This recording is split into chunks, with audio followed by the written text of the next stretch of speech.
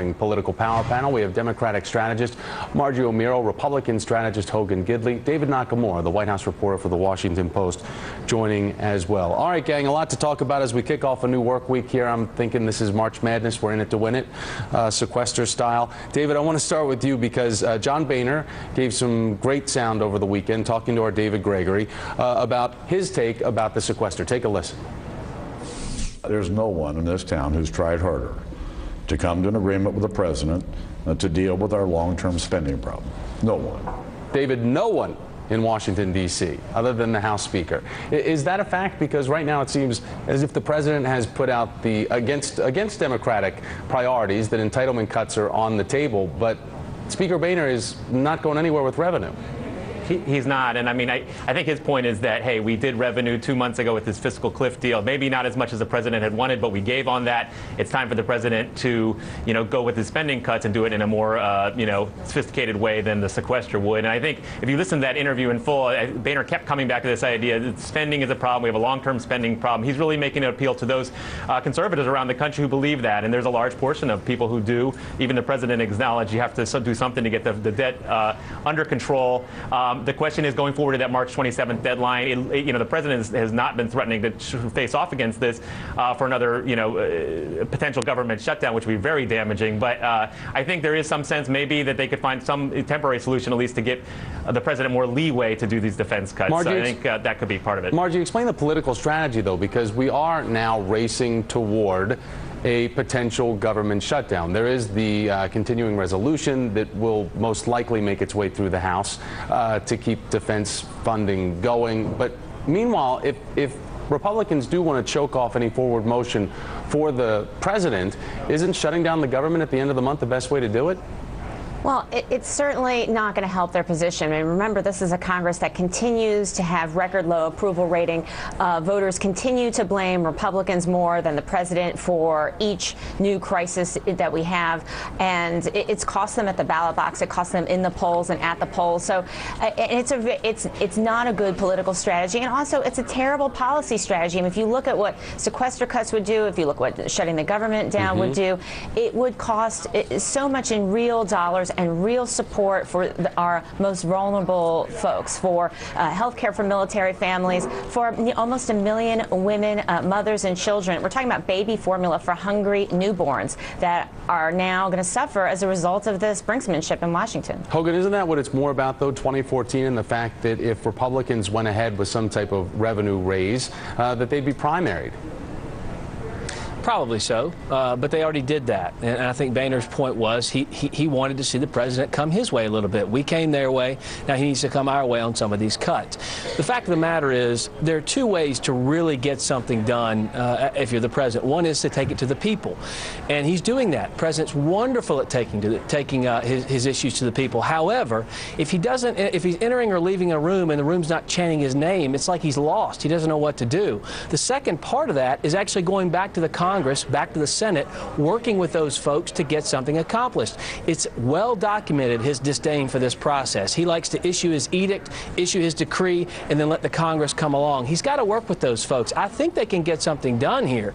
It seems like Republicans are drawing a line in the sand on spending. If they get the cuts, then they can come back and say, all right, let's talk about the loopholes. But right now, they're pretty entrenched. And I think they took it on the chin. A lot of Republicans took it on the chin when they said, we're going to allow for tax increases. I think they're still stinging a little bit from that. They're waiting for the president to come their way. All right, so one person that's making news today is Jeb Bush, with the fact that he is not definitively, or not, one way or the other, saying if he's going to run for president come 2016. I just want to play for everybody his appearance with Matt Lauer.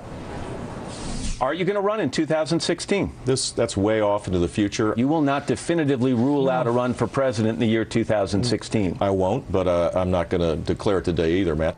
Margie, is the hard thing for a Bush to rebrand, a Jeb Bush that is, to rebrand the last name, considering that we're still trying to come out of the recovery of George W. Bush's presidency? I that'll certainly be would be one of Jeb Bush's challenges if he were to decide to go forward. That there are a lot of folks still today in polls more blame President Bush for the economic conditions of the country than blame President Obama. And I think that's something that he might have to answer for. But nonetheless, he has emerged as a real voice of reason on the right. And I think folks on the right and Republicans looking to chart a new course that brings them a little bit back to the center would make sense to really listen to what Jeb Bush has to say. As you say, charting a new course, and this weekend we also got a chance to see what the old course was with Mitt Romney sitting down with Chris Wallace talking about how he and Ann are getting over losing the election. Take a listen. To a certain degree, when you hear about the rebranding, aren't people saying they want to distance the party from you? Well, I recognize that as the guy who lost the election, I'm not in a position to tell everybody else how to win, all right? They're not going to listen, and I don't have the credibility to do that anyway. Did you watch this, Hogan, and what was your takeaway of how Romney appeared in hindsight? It doesn't seem like he's moving forward very well. Look, I mean, it's the wounds are still probably pretty fresh, especially with his wife, and I hear that from most spouses I deal with when I consult with political candidates. But look, Romney had a tough race. He obviously lost, and you know, I think it would do the Republicans good to go to Mitt Romney and say, tell us what you learned in your loss. We learn more from our losses than our victories, and that doesn't mean we have to take everything he says and run with it, but I think it's important to talk to someone who just went through these battles, whose scars are still fresh, to say, hey, where did you miss it? We know where we think you missed it. Tell us what happened inside and tell us what happened with the people. And, you know, we covered this election night, Thomas. I was with you all night long. 60% of whites voted for George H.W. Bush. He won. 60% voted for Mitt Romney, and he got crushed. Clearly, there's a lack of understanding of the electorate on the Republican side, and we could use some retooling here. Real quickly, I know we're up against the clock here, but I do want to get on Dennis Rodman, who appeared. It wasn't Mitt Romney making the Sunday Talkers. Dennis Rodman appearing with George Stephanopoulos about going to North Korea. Take a look. I sat with him for 2 days, and the one thing he asked me to give Obama something to say and do one thing. He wants Obama to do one thing: call him. He wants a call from President Obama? That's right. He told me that. He said, if you can, Dennis, I don't want to do war. David, I'm going to leave you with the last word on this. How is that interview and what Dennis Rodman said about his visit, how is that playing out in Washington, D.C.? It's not so well. The worm has a knack for publicity, always has. But in this case, he's not exactly the emissary that I think that the White House would want over there.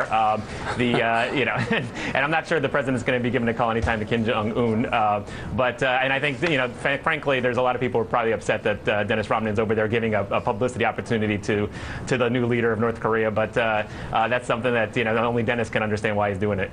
Yeah, certainly a lot of headlines. Got to imagine the cash that he was paid to go there. Our power panel today: Margie Omero, Hogan Gidley, David Nakamura. Thanks to all three of you. I do appreciate it. Thanks, Thomas.